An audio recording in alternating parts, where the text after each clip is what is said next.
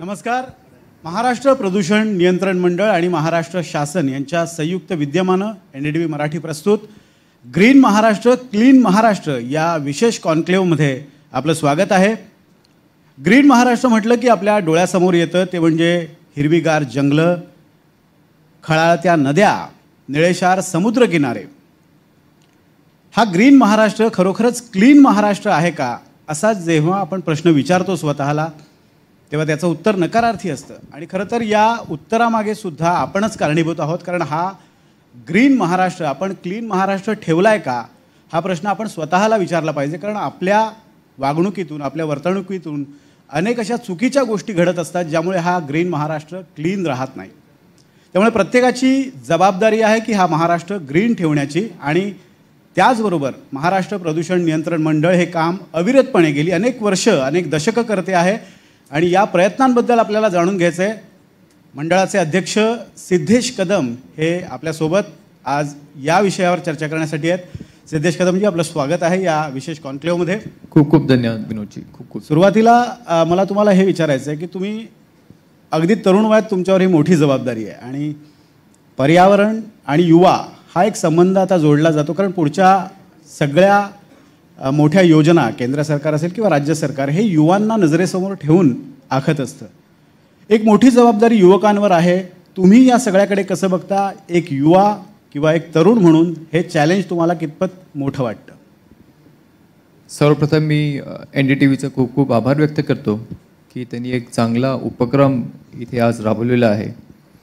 आणि आपला जो प्रश्न आहे की आज एक तरुण युवा म्हणून जशी माझी जबाबदारी आहे पूर्ण महाराष्ट्राचं प्रदूषण कसं कंट्रोलमध्ये आणायचं आणि त्या कंट्रोलमध्ये आणण्यासाठी काय उपाययोजना केल्या पाहिजे, त्याच अनुषंगाने माझ्यासोबत जे महाराष्ट्राचं जे यूथ आहे, जे यंग जनरेशन आहे, त्यांची तेवढीच जबाबदारी आहे की आपल्याला आपल्या नंतरच्या पिढीसाठी किंवा मग आपल्या भवितव्यासाठी काय गोष्टी करायच्या आहेत त्या अंमलबजावणी करण्यासाठी आज प्रदूषण नियंत्रण मंडळ अनेक उपक्रम राबवत आहे. पण तेच करत असताना मागच्या पिढीने ज्या काही गोष्टी केल्या ज्या करायला नको हव्या किंवा मग तेव्हा तेवढी अवेअरनेस नसेल किंवा मग तेव्हा तेवढी जनजागृती नसेल की हे केल्याने ह्या सगळ्या गोष्टी होऊ शकतात, तर त्याचा कुठेतरी परिणाम आम्हाला भोगावा लागतोय असं मी आज म्हणू इच्छितो. उदाहरण तर आपण म्हटलं तर मी एक मुंबईकर आहे आणि आज मुंबईमध्ये मिठी नदीची काय अवस्था आहे हे आपण सगळे पाहत आहे. तर हे काही आमच्या पिढीने केलेलं नाही आहे. आमच्या अगोदरची जी पिढी आहे, जे काय आहे ते सत्य आहे, आमच्या अगोदरची जी पिढी आहे कदाचित त्यांनी तेवढं लक्ष दिलं नाही की त्यांनी तेवढं वाटलं नाही की त्याचा परिणाम असा भोगावा लागेल. आणि आपण पाहत आहे की आज मिठीची अवस्था काय, त्याचा उगम कुठून होतो हे आपल्याला सगळ्यांना माहिती आहे. शेवटी तो नॅचरल सोर्स आहे आणि ते समुद्रात पाणी जात आहे. आज समुद्र आपल्याला ब्राऊन का दिसतो हे आपल्याला माहिती आहे, पण हे कोणामुळे झालं? परत आमच्या अगोदरच्या पिढीने त्यावेळेला वेळोवेळी उपाययोजना केल्या नाहीत म्हणून आम्हाला कुठे ते भोगावं लागतंय. तेच माझ्या पिढीला आणि माझ्या नंतरच्या अनेक पिढ्यांना मुंबई आणि मुंबईसोबत पूर्ण महाराष्ट्र हे ग्रीन कसं होईल या अनुषंगाने उपाययोजना महाराष्ट्र प्रदूषण नियंत्रण मी आणि माझी सगळी टीम, आम्ही सगळे मंडळातले प्रत्येक अधिकारी वर्ग आणि त्याचबरोबर महाराष्ट्राचे मुख्यमंत्री एकनाथजी शिंदे ह्यांच्याही अनेक सूचना आहेत, अनेक आयडियाज आहेत. त्या आयडिया इम्प्लिमेंट करणं, आज यंग म्हणून आम्ही जसं ते 18 तास काम करतात तसं आम्ही आठवड्याचे 7 दिवस काम करतो. आम्हाला संडे असो की मंडे. आणि आमचे अधिकारी सुद्धा मंडळाचे हे दिवसाचे 12 वाजले तरी ते साईट व्हिजिट करतात, म्हणजे त्यांचा तेवढा विजिलन्स असतो. मग तो संडे असो की मंडे. तर प्रत्येक मंडळाचे अधिकारी आणि शासनाचे अधिकारी आणि प्रत्येक युवा वर्ग ही त्यांची जबाबदारी आहे की पुढच्या पिढीला आपण ग्रीन महाराष्ट्र कसा देऊ शकतो. तुम्हाला राजकारणाचा वारसा आहे, तुमच्या कुटुंबात राजकारण आहे, तुमचे वडील महत्त्वाच्या पदांवर राजकीय सगळ्या व्यवस्थेमध्ये त्यांनी काम केलेलं आहे.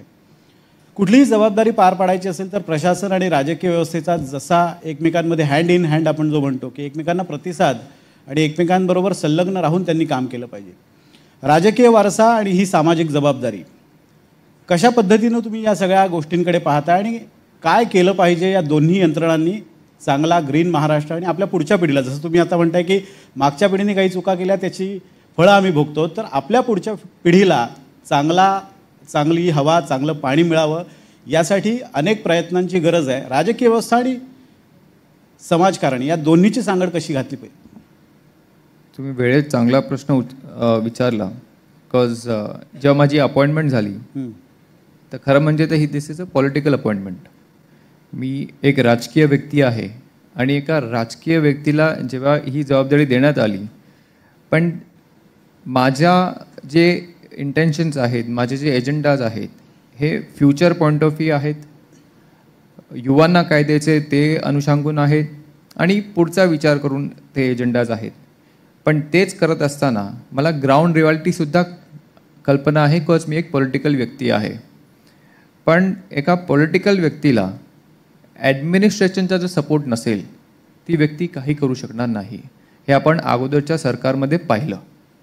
ज्या पॉलिटिकल व्यक्ती होत्या त्यांना ॲडमिनिस्ट्रेशनचा झिरो एक्सपिरियन्स, त्यांना पॉलिटिक्सचा झिरो एक्सपिरियन्स.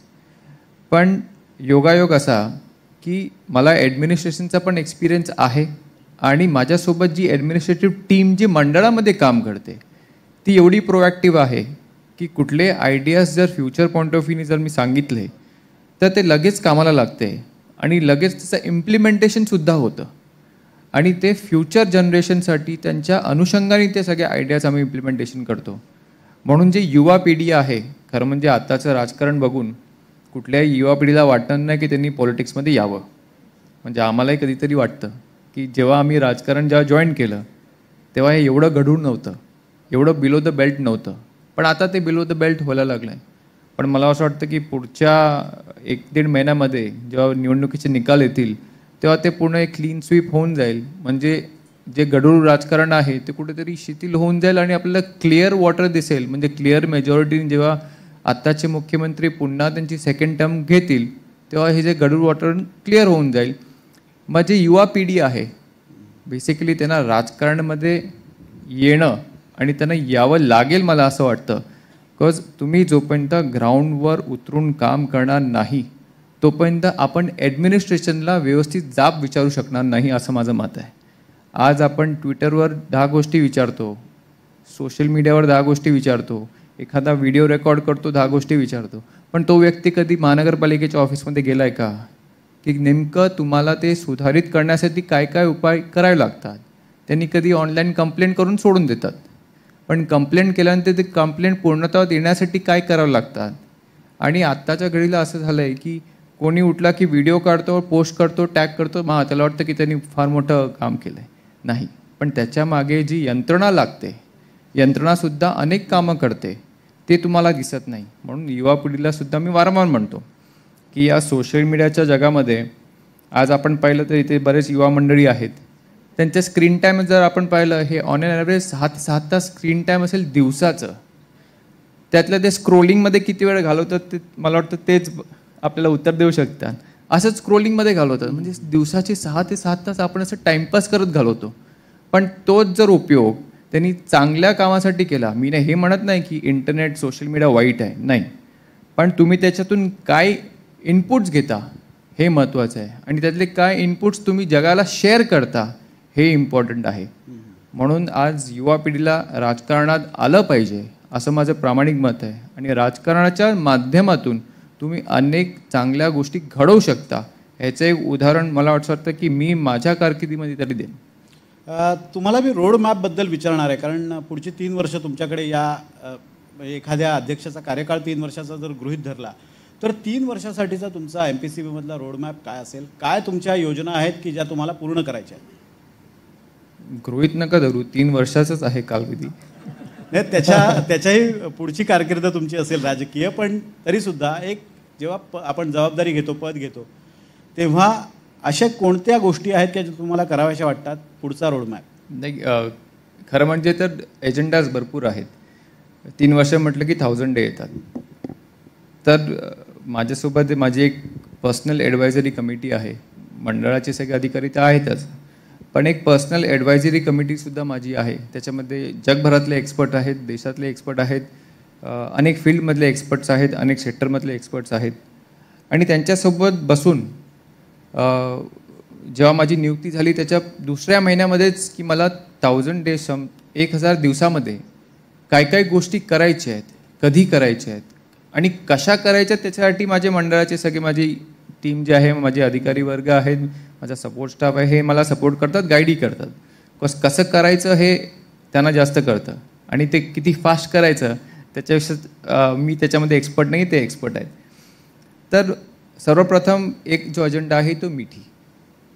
आज ॲम्स्टरडॅमसारखी जी रिवर आहे, ॲम्स्टरडॅमची रिवर, एकेकाळी ॲम्स्टरडॅम रिव्हरसुद्धा वॉज एक्झॅक्टली लाईक मिठी. ओके. म्हणजे सेम डिट्टो. तर तुम्ही जुने पिक्चर पाहिले ॲम्स्टरडॅम रिव्हरचे. आज आपल्याला माहिती आहे की ॲम्स्टरडॅम रिव्हर जी आहे ह्याच्यावर आपण बोटीने प्रवास करतो, स्विमिंगने प्रवास करतात. म्हणजे आज लोक तर तिकडे लिटरली स्विम करून त्यांच्या कामाला जातात.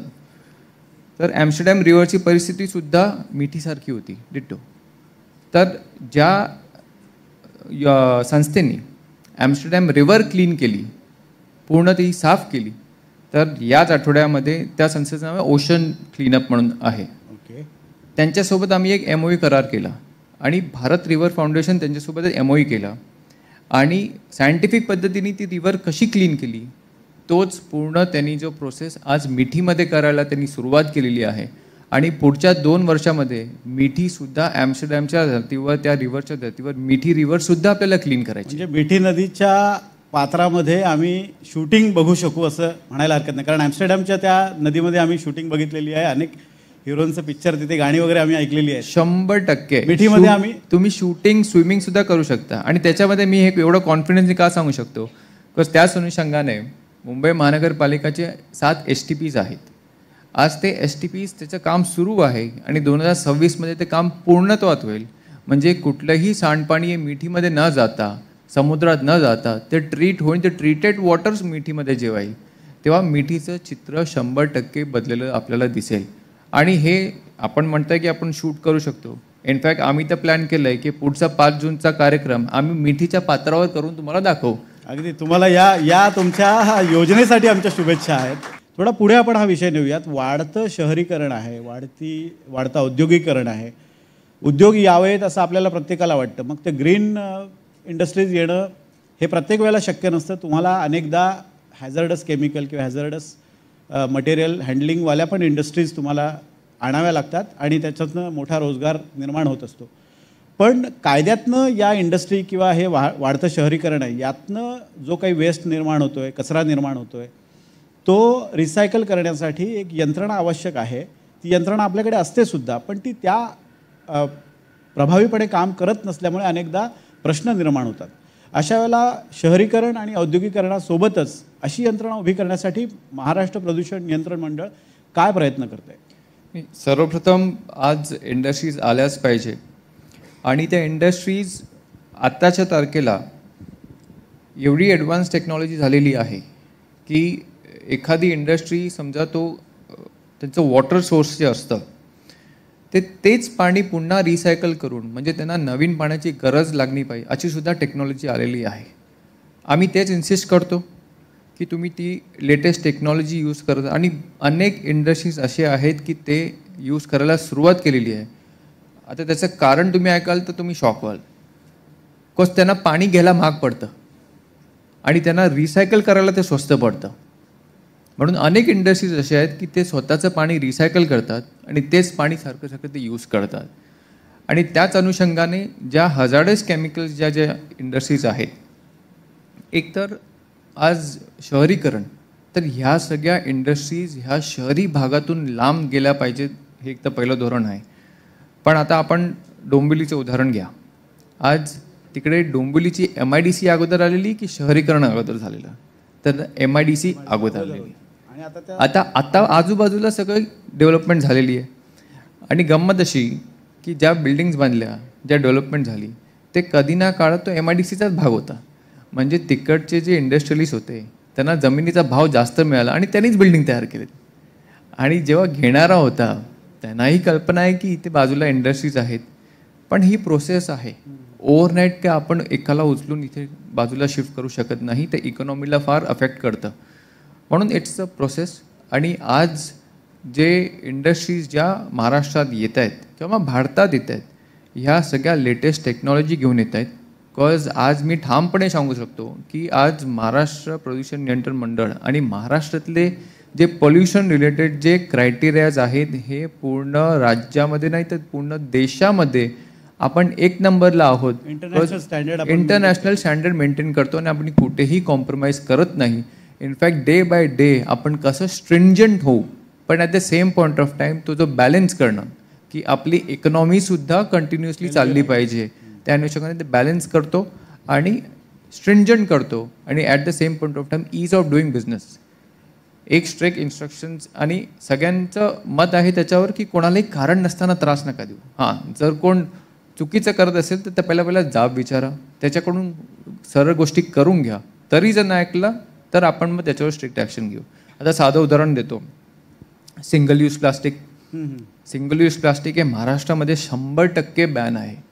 ते रामदास कदम ज्यावेळेला पर्यावरण मंत्री होते त्यांनी पण एक जोरकसपणे ते रेटण्याचा प्रयत्न केला. करेक्ट, त्यांच्याच कालावधीमध्ये हा नियम झाला. तर ते 100% बॅन आहे. त्याच अनुषंगाने आता आमचे अधिकारी नाही तर इतर जे महानगरपालिकेचे अधिकारी आहेत ते बिचारे ते भाजीवाल्याला दंड लावतात, त्या ह्याला दंड लावतात. त्याचा दररोजचा धंदा असतो 500 रुपये 1000 रुपये, त्याला तुम्ही 5000 रुपये दंड लावतात. पण त्याच वेळेला आता जो मॅन्युफॅक्चरर आहे तुम्ही त्याला शोधण्याच्या मागे सोर्सेस का नाही लावत. तर आम्ही जेव्हा ह्याच्यावर चर्चा करतो, आमचं एकच मत असतं की हे जे मॅन्युफॅक्चरर्स आहेत एक तर ते आयडेंटिफाय करा, ते इमिडिएटली बंद झाले पाहिजे. त्यानंतर समजा महाराष्ट्रात मॅन्युफॅक्चर होत नाही, इतर कुठून तरी येतात, जिथे स्टोअर करतात ते सील करा, ते जप्त करा. आणि आश्चर्य असं वाटतं की आज मेजॉरिटी मॅन्युफॅक्चरर जे आहेत हे महाराष्ट्रात नाही आहे. सिंगल यूज प्लास्टिक हे महाराष्ट्रात मॅन्युफॅक्चर फार क्वचित होतं आणि जे होतं ते अनऑर्गनाइज्ड आहे. म्हणजे आज कुठल्या तरी कोपऱ्यात असेल, आम्हालाही माहिती नाही. जर आमच्या त्या सिस्टममध्ये असेल तर आम्हाला माहिती पडली, तर आम्हाला माहितीच नाही ते कुठे आहे. तरीसुद्धा आमचे अधिकारी हे व्हिजिलन्स करतात, रेड्स करतात. आणि ते सिंगल यूज प्लास्टिक जे मॅन्युफॅक्चरिंग युनिट्स आहेत त्यांच्यावर आपण धाड तर टाकतोच, पण त्याच अनुषंगाने जे मोठे मोठे कॉर्पोरेट्स आहेत, मी नावं घेऊन सांगतो, KFC असेल, स्टारबक्स असेल, मॅकडॉनल्ड्स असेल, आज आश्चर्य वाटेल तेही सुद्धा यूज करतात, which is not approved in Maharashtra. आणि असं नाही की त्यांना माहिती नाही आहे. जर ते असे बोलले की नाही आम्हाला माहिती नाही की हे बँड आहे, आय वॉन्ट ॲक्सेप्ट दॅट. आज तुम्ही एवढे मल्टीनॅशनल कंपनीज आहात, तुम्ही जगात तुमचे ऑपरेशन सुरू आहेत, मग एखाद्या राज्यामध्ये जेव्हा तुम्ही एंट्री करता तिकडचे नियम तुम्ही स्टडी केल्याशिवाय येऊ शकत नाही. म्हणून तरी वारंवार आम्ही त्यांना चान्स देतो की आम्ही त्यांना इंटिमेट करतो. बऱ्याचदा या कंपन्या थोड्या डबल स्टँडर्ड वागतात, कारण जिथे स्ट्रिंजंट म्हणजे ॲक्शन होऊ शकते अशा देशांमध्ये ते नीट असतात, पण भारतासारख्या देशांमध्ये ते थोडंसं नियम आहे. मी सरसकट सर्वांवर आरोप करत नाही, पण अशा केसेस आढळल्या होत्या. डबल स्टँडर्ड्स आपण म्हणू शकत नाही, पण काय होतं की शेवटी त्यांचे जे कोण एम्प्लॉईज असतील किंवा अवेअरनेस, बेसिकली अवेअरनेसचा सुद्धा प्रश्न असू शकतो. म्हणून आज मंडळाच्या माध्यमातून अनेक अवेअरनेस प्रोग्रामसुद्धा आम्ही राबवले जातो. हा आपला उपक्रम आहे, this is one of the awareness campaigns, की आज मंडळाच्या माध्यमातून काय गोष्टी आम्ही करतोय, काय गोष्टी करणार आहोत आणि काय गोष्टी आपण अलाउड आहेत, काय नाही अलाउड आहेत. It is one of the awareness campaigns. तर त्याच अनुषंगाने सिंगल यूज प्लास्टिक आणि जे फूड कंटेनर्स आहेत, काय अलाउड आहे काय नाही अलाउड आहे, हे अवेअरनेसच्या माध्यमातून लोकांना जास्तीत जास्त जेवढं कळेल. पण माझं म्हणणं एवढंच आहे की जे मल्टीनॅशनल जे कॉर्पोरेट्स आहेत, द बिग वन्स, त्यांनी ते जेव्हा सुरुवात करतात then the small ones follow. म्हणजे हे थंब रूल आहे, जगाचं थंब रूल आहे. एखाद्या मोठ्या इंडस्ट्रीनी सुरू केलं तर ते खालचे आपोआप सुरू करतात. कधी असं होत नाही की एखादा स्मॉल रिटेलरने सुरू केलं आणि एका मल्टीनॅशनलने ते फॉलो केलं, असं मला तर कुठलं उदाहरण आठवत नाही. म्हणून असे अनेक योजना आहेत, अनेक उपक्रम आहेत, हे मंडळाच्या माध्यमातून सुरू आहेत आणि नक्कीच ते आम्ही आणू. अगदी तुम्ही मंडळाच्या माध्यमातून जे काम करतायत त्यात तुम्हाला यश लाभो अशी आम्ही अपेक्षा करतो, कारण आम्हाला सुद्धा ग्रीन महाराष्ट्र, क्लीन महाराष्ट्र हवा आहे. आणि एक नागरिक म्हणून प्रत्येकाची ही अपेक्षा आहे की महाराष्ट्र प्रदूषण नियंत्रण मंडळानं चांगलं काम करावं आणि त्यात आमचा जर काही खारीचा वाटा तुम्हाला लागणार असेल तर आम्ही तो द्यायला तयार आहोत. तुम्हाला तुमच्या पुढील कार्यासाठी शुभेच्छा. तर हे होते सिद्धेश कदम, महाराष्ट्र प्रदूषण नियंत्रण मंडळाचे अध्यक्ष. अनेक महत्त्वाच्या योजना त्यांच्या डोक्यात आहेत, अनेक महत्त्वाकांक्षी प्रकल्प ते राबवू पाहत आहेत. त्यांना त्यांच्या या सगळ्या प्रयत्नांमध्ये यश मिळो ही तर अपेक्षा आहेच, मात्र त्याचबरोबर सर्वसामान्य जनता, सर्वसामान्य नागरिक म्हणून आपण सुद्धा आपली जबाबदारी पार पाडणं गरजेचं आहे आणि ती जबाबदारी आपण पार पाडूयाच. महाराष्ट्र प्रदूषण नियंत्रण मंडळ आपल्या पाठीशी असेल अशी आपण अपेक्षा बाळगूया. धन्यवाद. धन्यवाद.